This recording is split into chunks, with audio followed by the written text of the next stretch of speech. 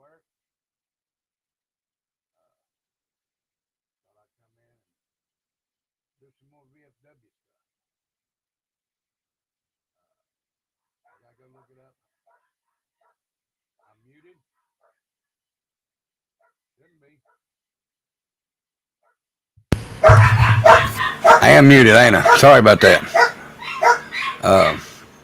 You can hear me now, right? You can hear me now? Yeah. All right. Sorry about that. I forgot to turn the mic on.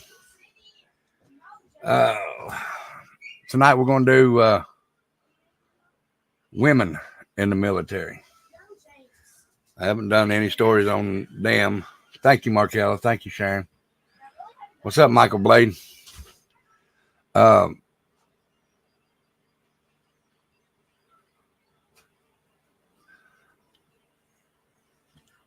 These are stories I got off the VFW.org website. I didn't even know it had it on there, even though I look at it at least 3 times a month. I didn't know this was on there, and Joey told me about it. So, and I'll bring up the picture and everything. Not much, Michael. How are you doing today? And Markella, I hope you get to feeling better. Let me try and find the one that I was going to do today. Actually, I'm going to do, I think there's 3 of them. Hold on just a minute.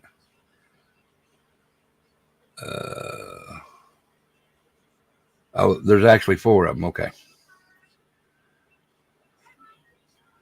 So before we get started, 14 likes, get them thumbs up, share and subscribe if you ain't already subscribed to the channel.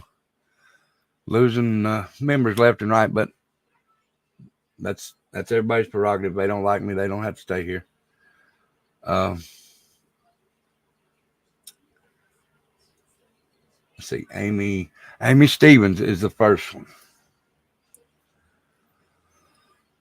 So let me go ahead and bring this up so y'all can see it. Hold on just a second, please. Oh, that smells good.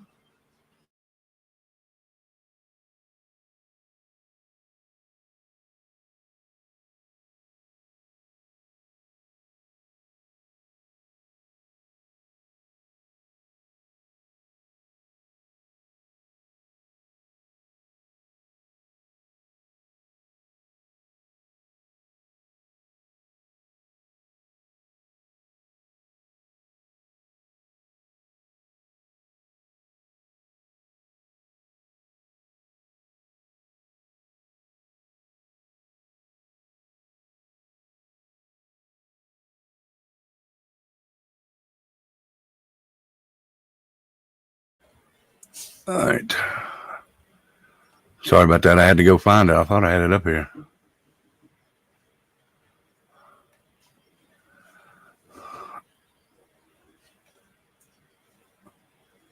Let's see. Is this one better? Oh. There we go.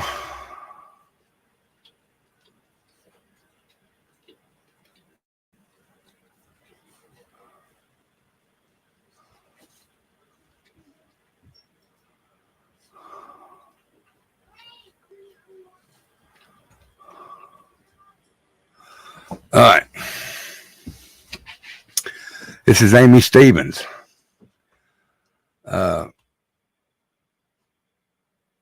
We'll start with her story. It says, I served on active duty in the U.S. Navy from 1979 to 1990. My membership in the VFW is based on multiple temporary duty assignments today to Korea from my duty station in Yokosuka from 1981 to 1983. I have a Korea Service Medal Award. While some think of the time I served as a co-warrior, there were many conflicts involving great danger. Somalia, Bosnia, Grenada, Falklands, the Forgotten Wars. I I particularly remember the attack on the Marine barracks in Lebanon. So many lives were lost. After my service, I eventually became a licensed professional counselor. I served 3.5 years as a contractor with the Georgia National Guard from 2009 to 2012. During that time, thousands of Georgia soldiers and airmen deployed overseas, and many did not come home or came home broken. I continue to serve now as a veteran advocate for those brothers and sisters and many others. I founded a social media network group called Georgia Military Women in 2012. We now have over 2,000 members seeking to recognize and honor the service of women veterans.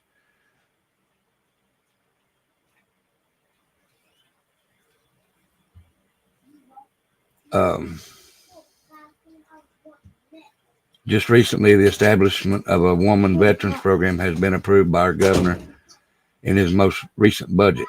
I'm proud of our ladies here, and I'm happy to have served our nation. Dr. Amy Stevens, former Navy Lieutenant, 03. Dad. Hold on just a minute, guys.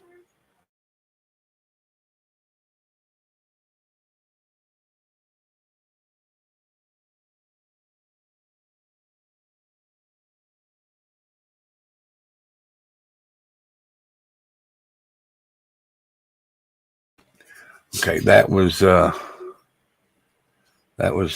number one. So we'll go to number two. This is Andrea Borchelowitz. I'll just say Andrea B. So sorry if I mispronounced her name. So during high school, I made the decision to join the United States Air Force at the time, or join the United States Air Force. At the time, I didn't know that this decision would impact my life the way it has. My brother, currently a technical sergeant in the United States Air Force, was my biggest motivator. He had joined just 4 years earlier. The United States Air Force provided me with amazing mental and physical training to perform my duties as an airman and surgical technician. As a surgical technician, I had developed a newfound respect for the medical field. The United States Air Force allowed me to continue my education and achieve my goal of becoming a registered nurse. 2 years into my military career, I deployed to Afghanistan.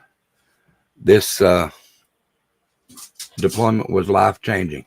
I gained a new appreciation for life.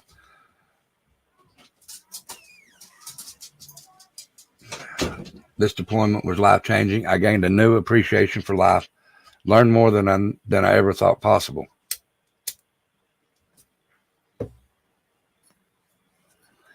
And developed a sense of pride because I had made a difference. My family was proud. I was proud. I'm proud to have served as a woman in the United States Air Force. Without the Air Force, I would not be where I am today, and for that, I am grateful for the opportunity that I received. Today, I'm a veteran and a member of a wonderful, respectful, and supportive organization called the Veterans of Foreign Wars.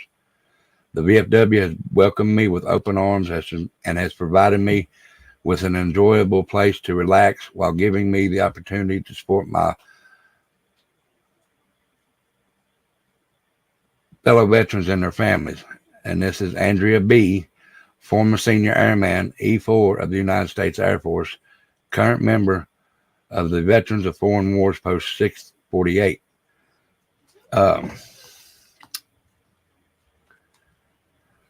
So we'll go back and we'll go to this lady and this lady. This lady is Stephanie Rivers. And she's got a long story. So, as like I said, I also do things for the veterans. And if you would like to, it's not a requirement, but if you would like to, I would ask you to make a donation to the veterans at PayPal right there. If you don't have PayPal, you can do it in the Cash App. just as long as you put donation for veterans, and I'll take it out Cash App and put it into the PayPal. If you'd like to support me, you can do so in Cash App. That is not required. It's just the requirement is for you to come in and enjoy the show. So if you'd like to make a donation to the veterans, please do so in PayPal. If you'd like to support the channel, please do so in Cash App. The only requirement is to come in and have a good time and enjoy the show. We'll go to Stephanie Rivers next. It says, this is my story, a soldier story, a female story, like a private sector female CEO. Female officers will find silver linings inside all the sacrifices they make as they find their way to the top. Storytelling is a great way to share these reminders. Young females in the Army do not need a lot of advice, just reminders of what those before them had done so they can find strength in it. My story has a few things I did right, with help along the way.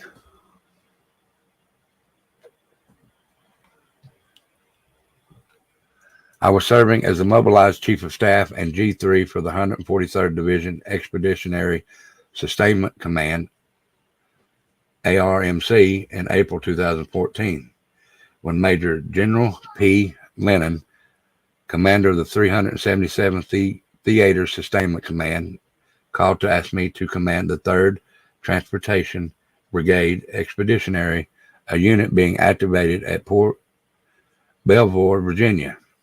Honored at the offer to be the first commander of the brigade, I asked, when do you need me to report? Now that I'm retired, I realized I often eagerly said, send me. Okay, hippie grandma, that's fine. Reminder 1, do what fits you, not what someone else recommends. More than 2 decades earlier, I had attended the University of Florida on a national scholarship. Traditionally, that requires a graduating soldier to serve on active duty.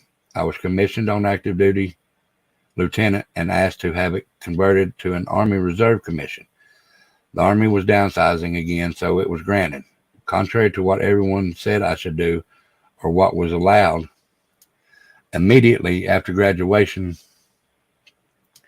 from our officer basic courses at the beginning of our careers, my husband was stationed in West Germany on active duty, and I held an amazing civilian job on the Kaserne and was also in a reserve unit. I pushed to be the part of this unit because it was activating a new logistics concept to support the Big Red One in Stuttgart. Hey, Jeff. The Army downsizing continued. My husband was not selected for captain. I was.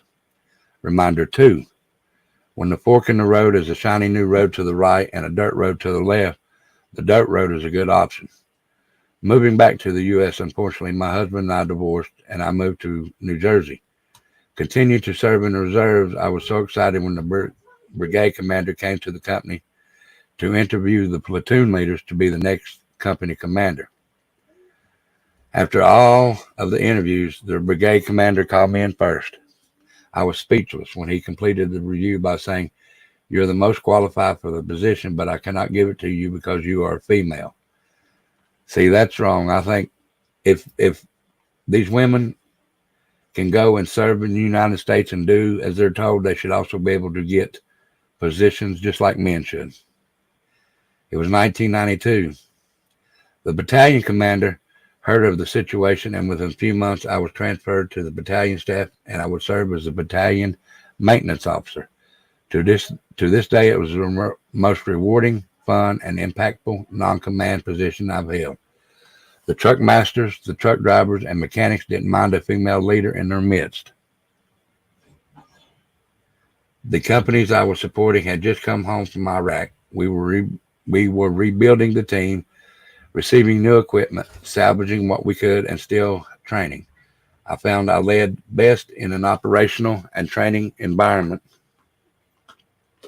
helping create soldiers. Reminder 3, look around. There are big travelers willing to lend a hand. Within a few years, I was offered an HHC command with a dynamic, assertive, and more broad-minded brigade. I was the only girl in the room for commander meetings, yes, but more important, that room was full of colonels and lieutenant colonels, and I was a captain. Gender was irrelevant, and in my first command, the colonels were willing to be mentors.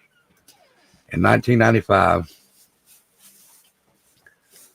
the brigade trained units and reported to the active Army and the readiness of the units. It was both an operational and training environment. I was serving in my strong suit. My personal life had taken a backseat since I had both a civilian job and a challenging command in the Army Reserve. I considered leaving the service at the 10-year mark, but again, the silver lining of doing your job well. I was asked to serve as Battalion S3. The situation was a good one.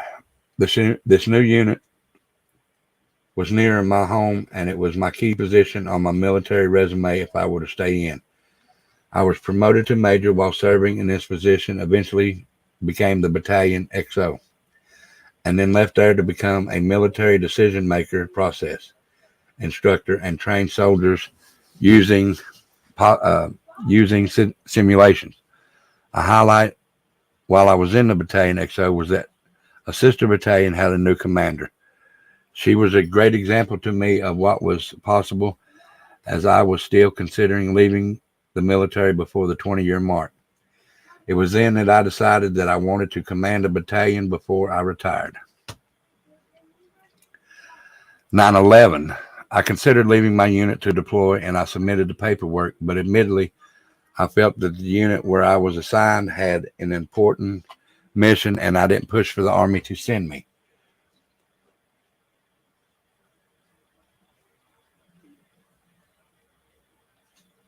When I was a platoon leader, we were alerted for Desert Shield, Desert Storm, but was ultimately stood down. I would let fate run its course. The instructor unit where I was currently assigned was ramping up on its mission to train more units. In 2005, I was mobilized. The timing was right. I was glad I didn't push my way into any other situation.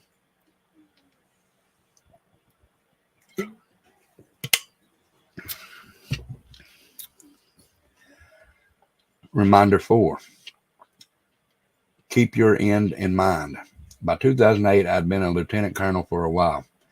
I'd finished my master's degree and was deciding if I should push for general.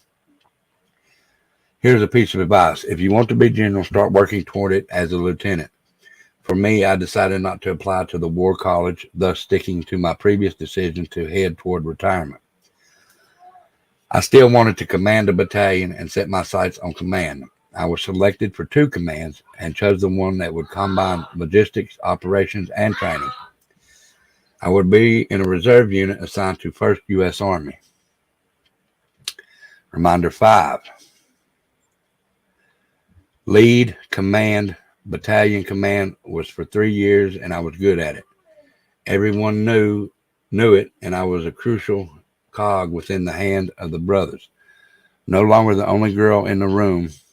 As the coach, mentor, and problem solver in many situations, I was a tight-knit group led by an amazing brigade commander. We were training the cadre for deploying troops, and we took the responsibility seriously. One day I found myself telling my XO that I had been diagnosed with stage 3 cancer. For 9 months, I stayed in command of my battalion, working from home on those occasions when my treatment would not allow me to be physically with my unit. I had a great team in place, and we received many accolades during that year. The division commander, brigadier commander, and my unit knew I was not going to stop leading from the front. I was selected for colonel on my first look. No one was more surprised than me. Within the next year, I was pinned by a female general, contacted by a peer to come work at the Defense Intelligence Agency, and then would be heading to Afghanistan as a commandant. The female general who pinned my promotion was the same officer who was the female battalion commander who encouraged me 12 years earlier. Cancer was not stopping my career, and I was cleared to deploy to Afghanistan. Home from deployment, retirement loomed, but the phone rang and I said, "Send me." My achievements would eventually exceed my goals. I would serve as brigade commander. In 2012, hey Angel, how are you, baby? I deployed to Afghanistan. Female soldiers had publicly held the hard jobs. Female lieutenant generals were in the key warfighting positions at the Pentagon. Many women had given the ultimate sacrifice, and many female soldiers were being recognized on an equal footing for their talents. Things had truly changed in 20 years. Find hardline reminder 6. Hey, Nani. Find silver linings inside all the sacrifices as you make your way to the top. The Army has led the way, in my opinion, for equal opportunity. When there was an obstacle, I found another way to go forward. How do you ensure you are seen as an equal? I have believed that you do not whine. Always pull your own weight. Do not take any special treatment. Carry your own bags. Pass the Army physical fitness test. Wear your uniform correctly. Do your job well. And take the hard positions. When the leader ensures your leadership team is diverse in background and experience. Your soldiers watch your actions more than what you write in your vision statement. And to repeat the first reminder, do what fits you, not what someone else recommends. Let me say it again. I like that. Do what fits you, not what someone else recommends. Hey, Nani, look at yourself in the mirror. Are you a support and administrative guru, or are you a commander? The Army needs both. Know yourself and pursue positions where your soldiers will most benefit. I am retired, but I'm still contacted by my soldiers to work through their options. As a result, I'm still able to lend a helping hand. A soldier was selected as a warrant officer candidate and received a promotion to master sergeant in the same week. Together, we reviewed her strengths and created a plan for her to upward mobility. Today, she is Chief Warrant Officer 3 and serving as an amazing human resource technician on general staffs. My story has a few things I did right. Mostly, I often agree, send me.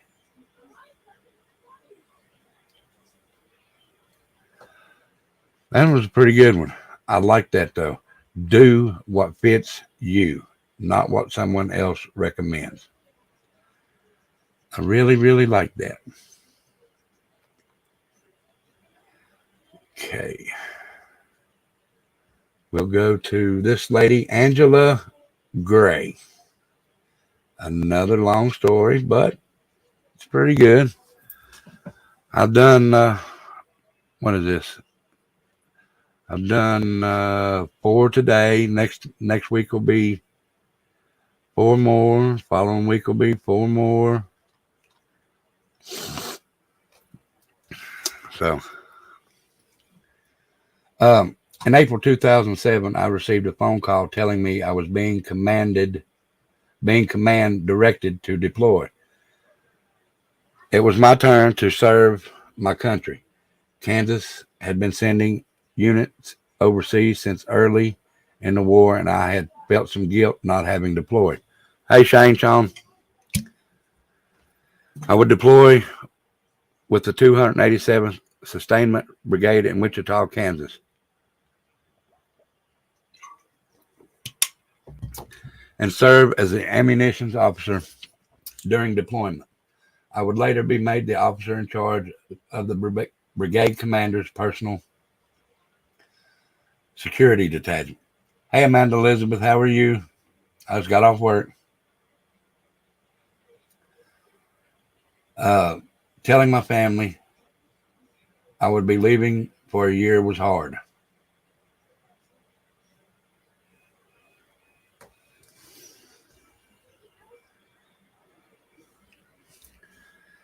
My parents, especially my mother, were worried. My older brother, although, where's it at?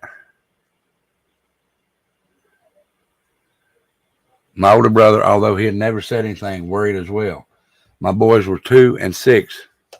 when I deployed and did not really comprehend Mommy was going away for a year and may not come back due to the dangers overseas.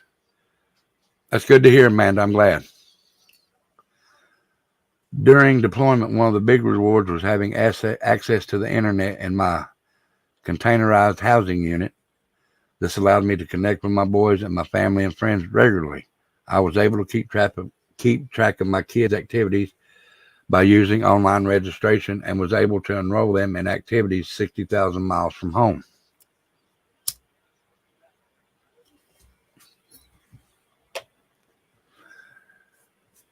Being away from my two boys was the hardest deployment of my career. I missed our daily contact, taking them to activities, putting them to bed, bath time, watching them grow, and learn new things. But most of all, the hugs, kisses, and I love you, Mom, were what I miss the most.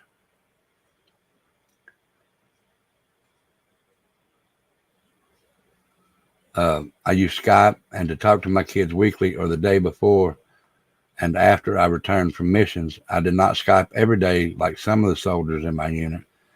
It was just too much stress and anxiety for me to deal with, not being there, and if they were sick, I felt horrible, even though I knew what I was doing overseas was important. Therefore, I would detach from being mom to my boys and become CPT Gray, leader of the Brigade Commanders PSD.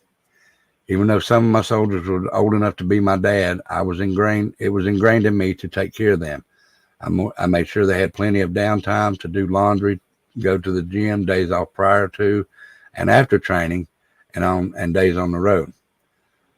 Some sections did not get this luxury of time off. It was work, only 4 hours off time at a time. Every day I would go through all the leftover care packages in the headquarters area so my soldiers would not have to go to the PX. I would bring back snacks, gum, candy, toothpaste, toothbrushes, sunflower seeds, and hair products. I wouldn't have to worry about hair products now, would I, guys? My deployment with the 287th Sustainment Brigade was the opportunity of a lifetime. I had the best job. I had a job nobody really wanted at first, but once they saw what I did and that we were not in the most dangerous area of Iraq, I was envied. My team of 22 and I, and up to 5 BAPs, faced the possibility of death each time we left the forward operating base. I left the wire to go on missions to visit unit soldiers at other forwarding operating bases in southern half of Iraq. My PSD team did security for 9 schools, visits with civil military affairs, and attended 7 key leader engagements with the brigade commander to meet and greet local sheiks in our area of operations. I have 50 missions outside the wire and 11,000 accident-free miles. My team of soldiers varied in age from early 20s to early 50s. Each did their job to do the best of their abilities, and when I asked them to work late, train in 140-degree weather, spend long hours on some of the nastiest roads in the world, or sleep in less than desirable areas, or go days without a shower, they never complained but seemed to enjoy it. As a female, my job was scary and highly stressful each time we left the comforts of the wire. But I had a job to do, and it did not matter what your gender was. You were a soldier first. Exactly. That's you're a soldier first. Many of my male counterparts worried each time my team and I left the FOB, and were always glad to see us walking back to our CHUs after each mission. My deployment gave me an education, a textbook, or college cannot give you. I was able to see the Iraqi population up close. The 287th Civil Military Affair folks invited soldiers to read to the Iraqi children as they delivered school supplies. The Iraqi schools varied in structure as some locations had a lot of money and others not. I saw mud hut schools with thatched roofs with beat up desks and beat up blackboards to a very nice brick school with nice desks and blackboards. I did security at key leaders' engagements with local sheiks. I was able to eat authentic Iraqi food, mostly lamb, rice, lamb kebabs, fruit, flatbread, and I drank a lot of chia tea.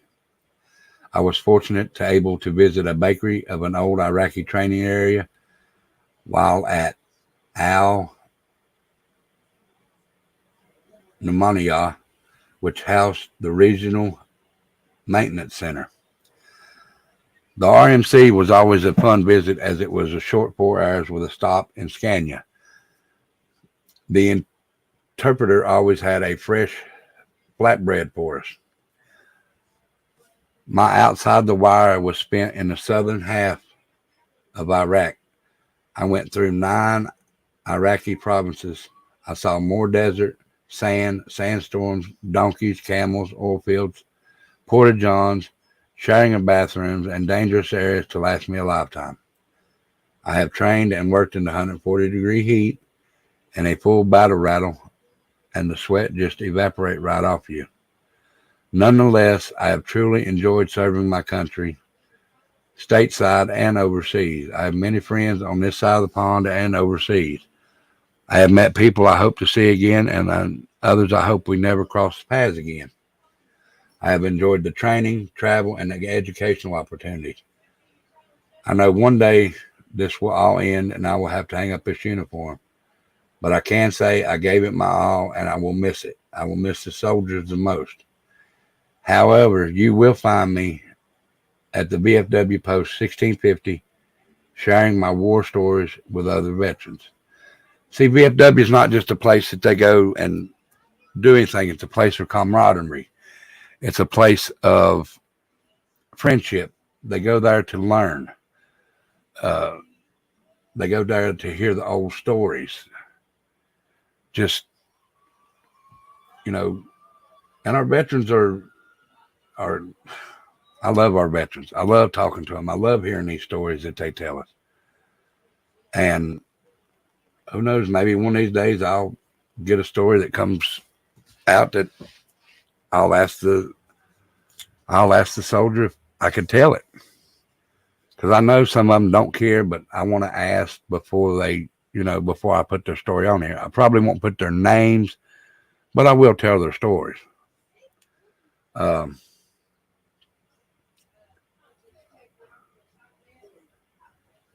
Thank you, Mr. Michigan.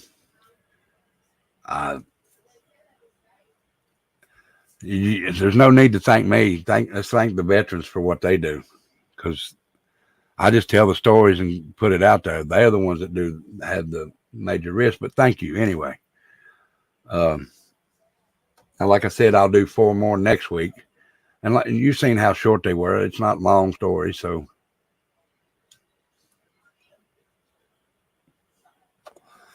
And I want to go back a little bit about last week about what happened in the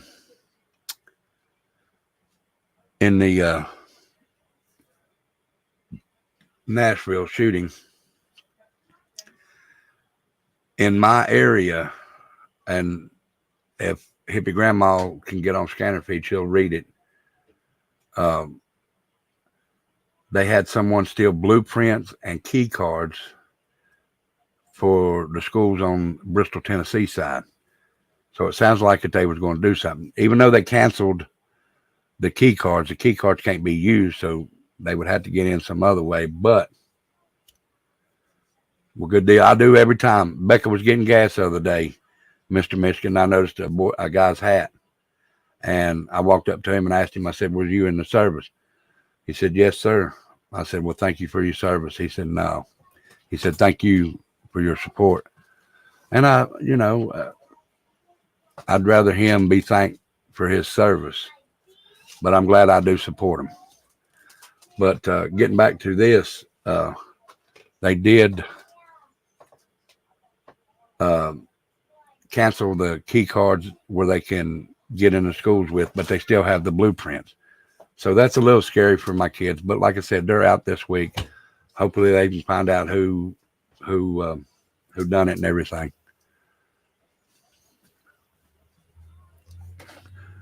So how's everybody been?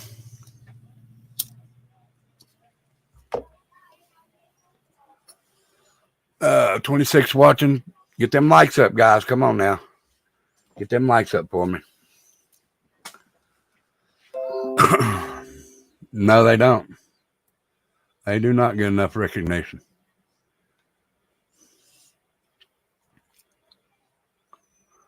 Hey, everybody.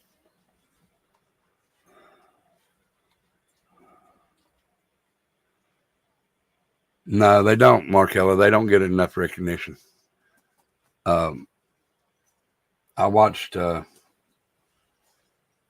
story. I'd have to find it again. This is, I think, last week. And they was honoring a veteran for something. I don't remember what it was. And they asked him, they said, did you get this much recognition back when you come home from the war? And he said it wasn't nothing like this. He said people spit on me, called me all kinds of names, baby killer, and all kinds of stuff. That's, and don't like talking politics, but this is in my head. These are the people that spit on them soldiers back in the day. These are probably their relatives that are telling somebody that went to court this morning, not mention no name, but went to court, got indicted on 34 felony charges, and they're telling him he needs to go to prison, he needs to do this, he needs to do that. Don't be so fast to judge, because in the Bible somewhere, and don't get me, and I'm not a good quoter, it says something about splinter in the eye, or don't he without him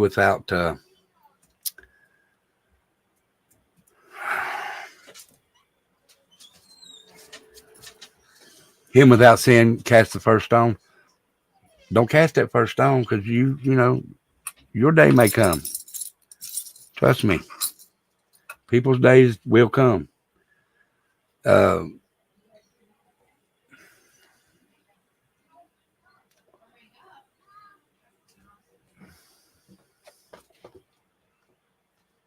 So it's just wrong to me to treat veterans like that.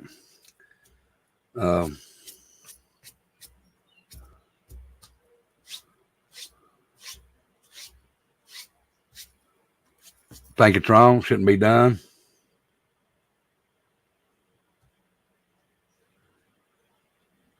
Yeah, I've seen. I don't know if it's the same video, but I've seen lots of veterans stories about that, Markella. See, they even after they pass away, they still give to this country.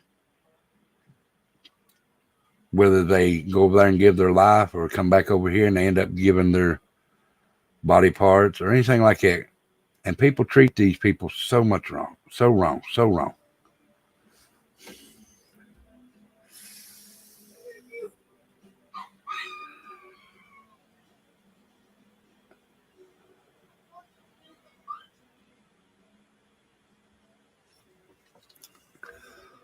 So how's everybody been? I'm not going to do a panel tonight because I'm not going to be on here long.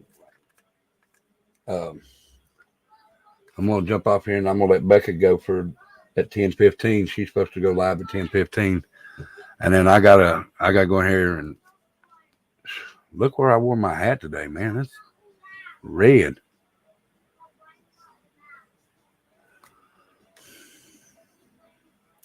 I'm gonna ask if I can quit wearing that hat. That thing bugs me to death, but it does keep the sweat out of my eyes. Also. I don't know, but everybody, I hope you get to feeling better, Markella. Hey, Becca.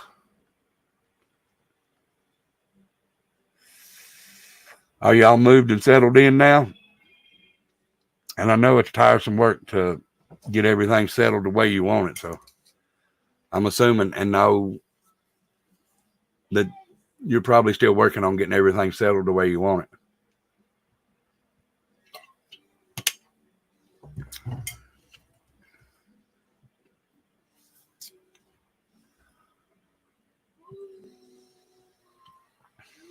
How are you feeling, Nani? I meant to ask you about that. Hope you're feeling better.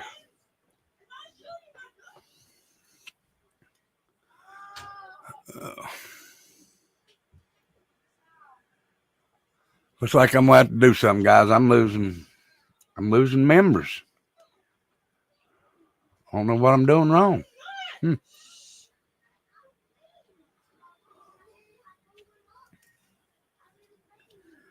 But I hope you are feeling better, Nani. Well, good. How's the puppy? Is he better? Shine that noggin. I do need to shine it, don't I?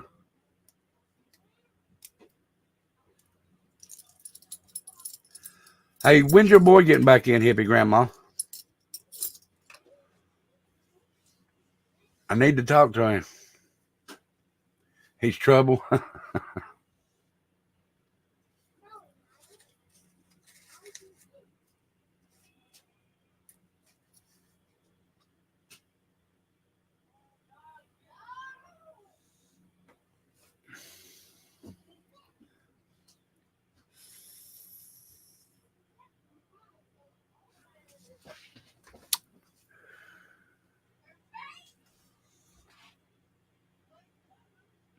Digger Duck, how are you, darling?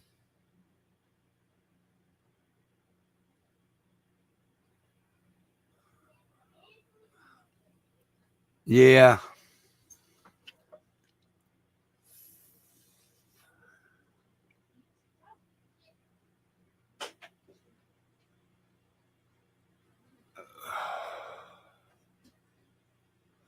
Well, good. I'm glad to hear that.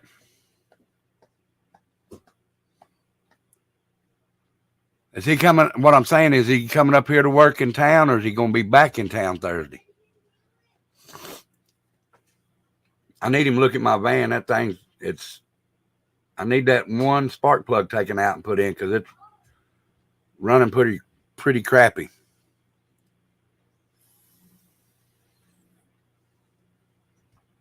I forgot to call him last time he was in, but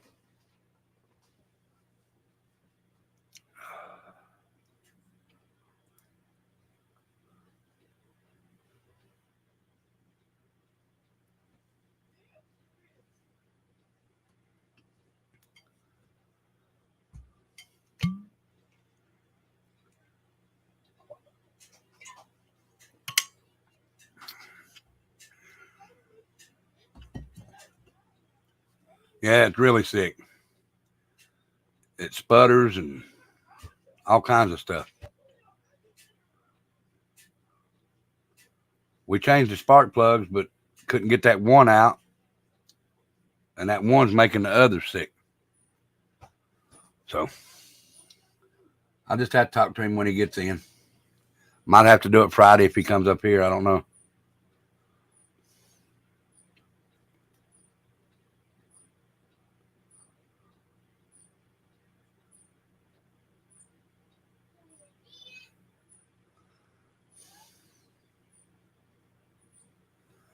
Can Robbie work on them?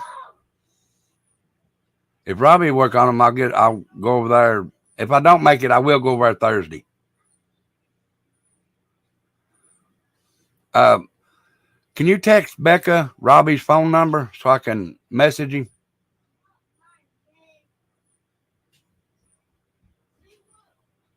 Hippie grandma. I haven't seen Robbie since way up there.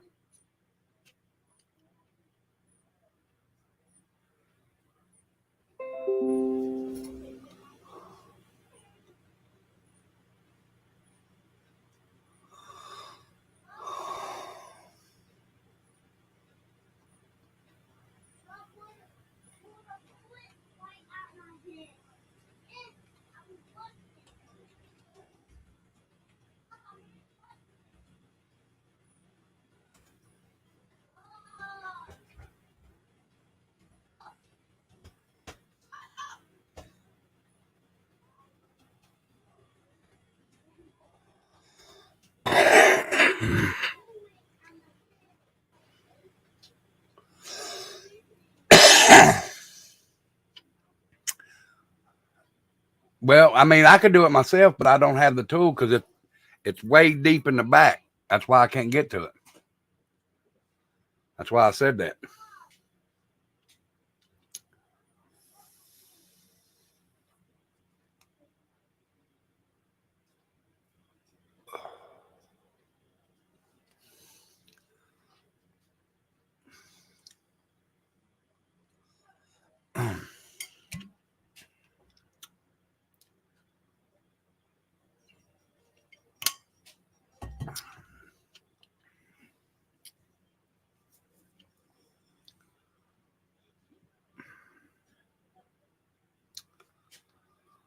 So remember, guys, when I get off here tonight, I'm going to go ahead and put the next show in for next week, and it's Tuesday for the veterans.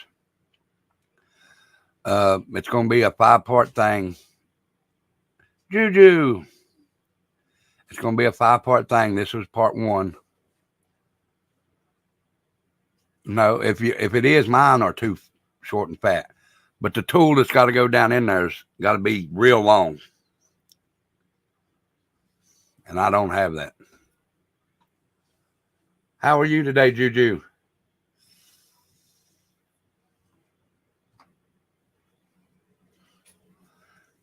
Oh, let me get this right quick for you all.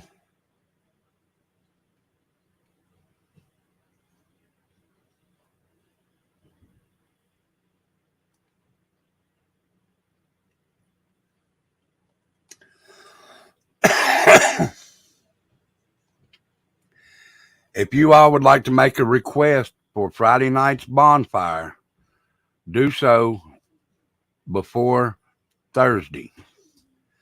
Here's the link to the email. You have to put it in email. That's the link. One request per person per week. So if you'd like to request a song, please do so right there at whitetrashbonfirerequest@gmail.com. One person or one request per person per week. And they have to be in before Thursday so I can get the music lined up for Friday. I need to go ahead and try and put that in. As a matter of fact, I'll just do it while y'all are sitting here. So let me go ahead and do that.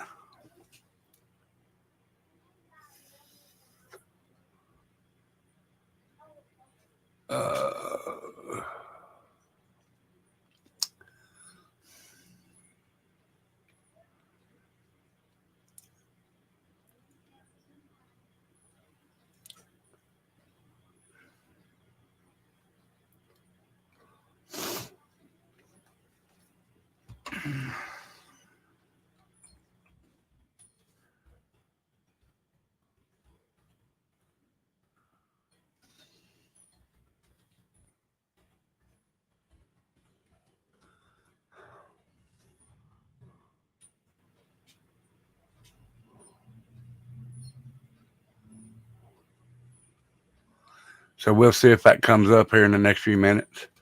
Like I said, it's a song request for the bonfire. So if you'd like to, use that email right there, and it should pop up with the Nightbot here in a bit. I'm not for sure, but we will see. Hopefully I've done it right. Excuse me just a second.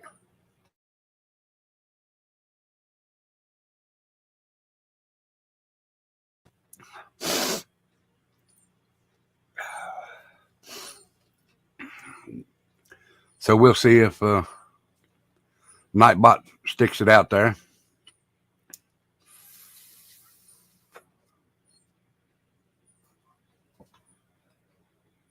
It's a request, though. Please, if you want to hear it, Bobby.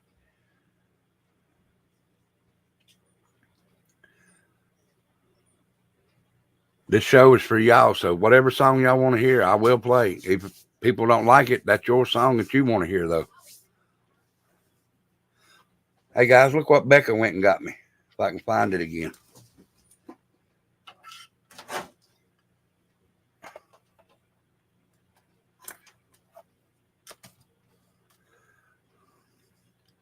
See what Becca got me, guys?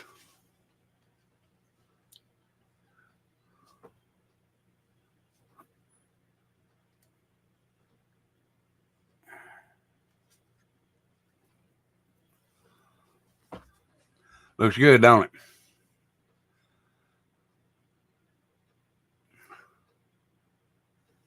I had to bend it though. It's that bendable light that you could do. That B, I never figured nothing out like that.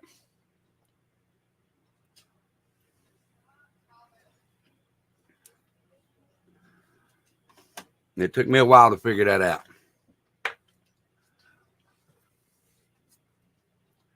But it's too hot right now to burn that light. These lights are burning me up right now.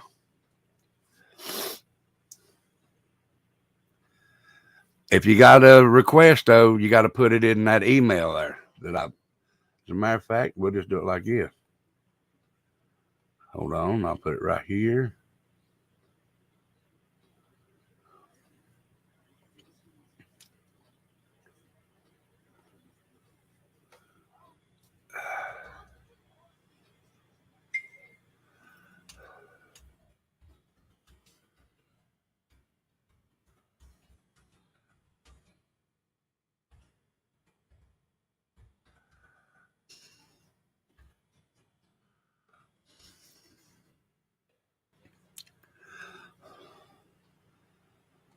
We'll do it like that.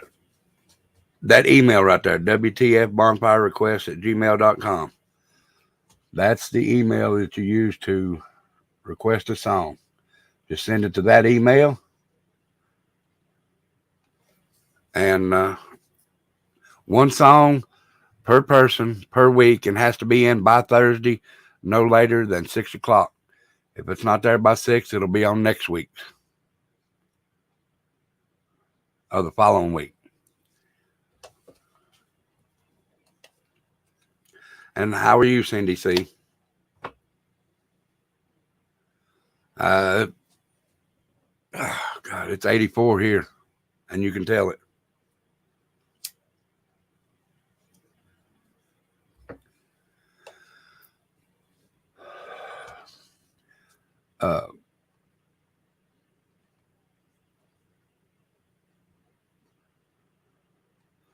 But guys, like I said, I do these shows for the veterans.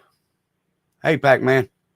So if you'd like to make a donation to the VFW right there, please do so in PayPal. If you don't have PayPal, you can do it in the Cash App. As long as you put donation for veterans underneath, I'll take it out of the Cash App and put it over in the PayPal. If you'd like to support the channel, please do so in Cash App. That is not a requirement. Just y'all coming in here and having a good time is the only requirement that I ask. But for the veterans, it's different. If you'd like to donate to them, that would be appreciated for them. Mine is just a requirement y'all come in here. But if you'd like to make a donation, it would help. Not a requirement.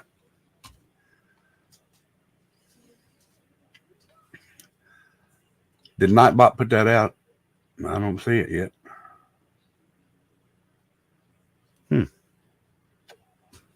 Supposed to put out the bonfire request or WTF request.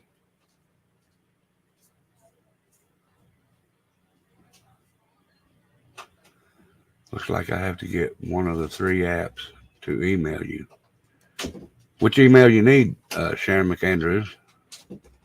And one of my mods in here can drop it. There's the bonfire request right there.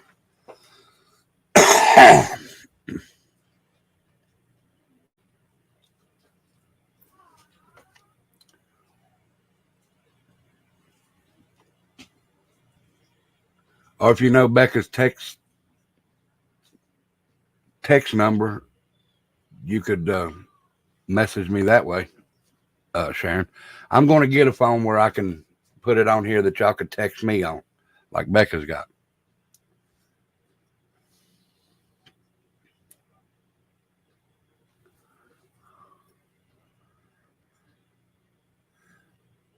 Well, good. I meant to ask you that, Pac-Man, and it slipped my mind. I'm sorry. I'm glad you're feeling some better.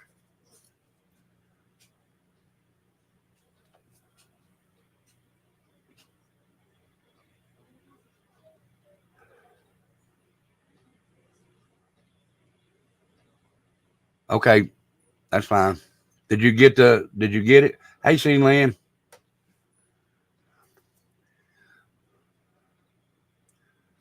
Well, I'm getting ready to get off here in a few minutes because Becca's going live in 45 minutes.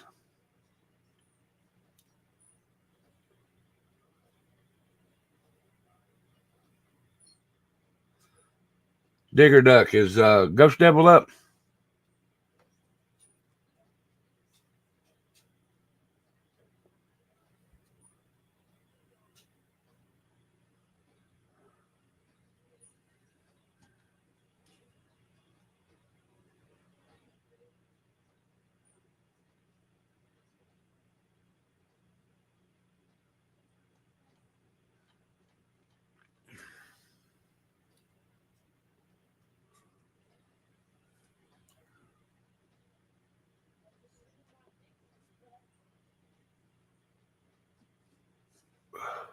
Well, when he wakes up, can you tell him to give me a message on Discord? Please, ma'am. And thank you very much. And if anybody sends us, like I said, a song for the bonfire, I'll go ahead and check it here after I jump off and see if there's anything in there, see if there's any messages.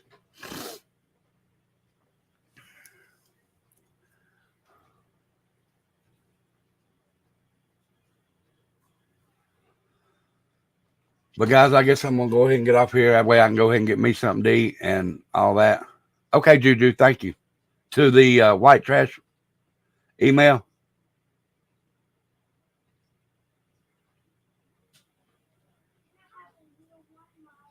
Oh, goodness. Thank you, Digger Duck. Hi, BH. I didn't know you was in here. I'm sorry. I'd have said hi, BH. I'm sorry.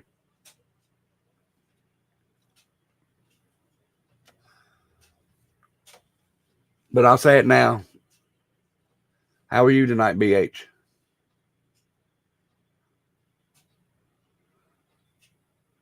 Okay, Ghost Devil. Thank you. But guys, be sure to go to Becca's here in a minute. Like I said, hers is at 10:15. Please go over and show her some love. I can't remember what she's talking about because to the white, to this right here, hippie grandma. Send songs to, it's going to roll across the bottom of the screen. Send song requests to that right there. Song request for the bonfire at WTFbonfirerequest@gmail.com.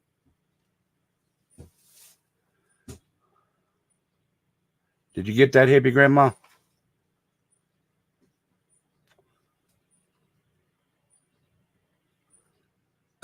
Becca's going on in 45 minutes, Kristen. Okay, why is support so important is her topic for tonight. I'm sorry. I just couldn't remember. I knew I'd seen it, but I couldn't remember.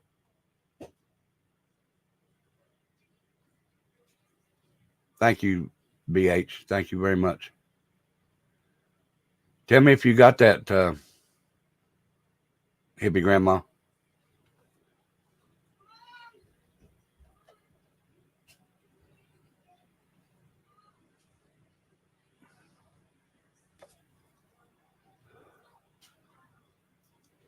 And if you didn't get it, hippie grandma, just tell Becca and she'll send it to you. Thank you, Kristen. You're everyone in here is awesome. Okay. So I'm gonna put this one back up here and do my statement one more time, and then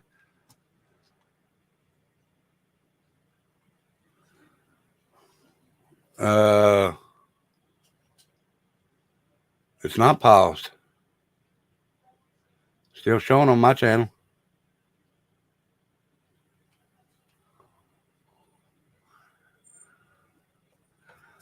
Yeah, it's still showing it. I've got it.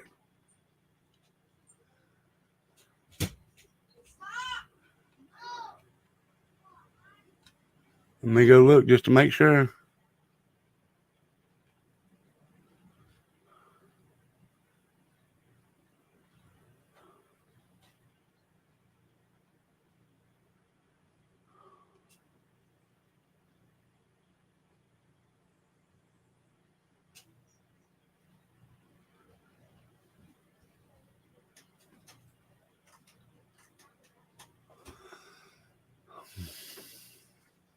I'll go check my email, but it's showing that I'm still here.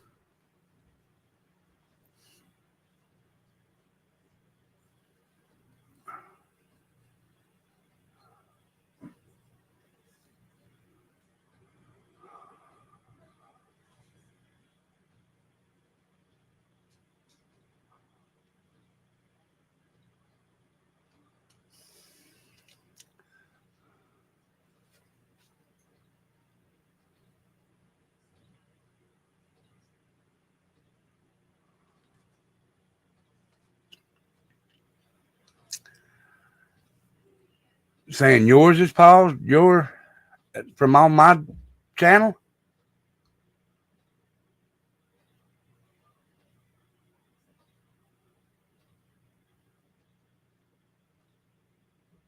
Oh, it was paused on your end. Okay.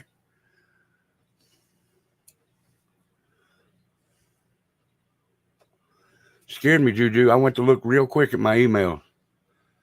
But guys, if you'd like to do a donation for the veterans, please do so in the PayPal. Because they would appreciate it. If you don't have PayPal, you can do so in Cash App. Just as long as you put in a little note that says donation for veterans, I'll take it out of Cash App and put it over into PayPal. If you'd like to support the channel, do so in Cash App. That is not a requirement. The only requirement that I ask is you come in here and have a good time and enjoy the show. But I would ask you to make a donation to the veterans if you don't care. But mine is not a requirement. It would be appreciated, but it's not a requirement.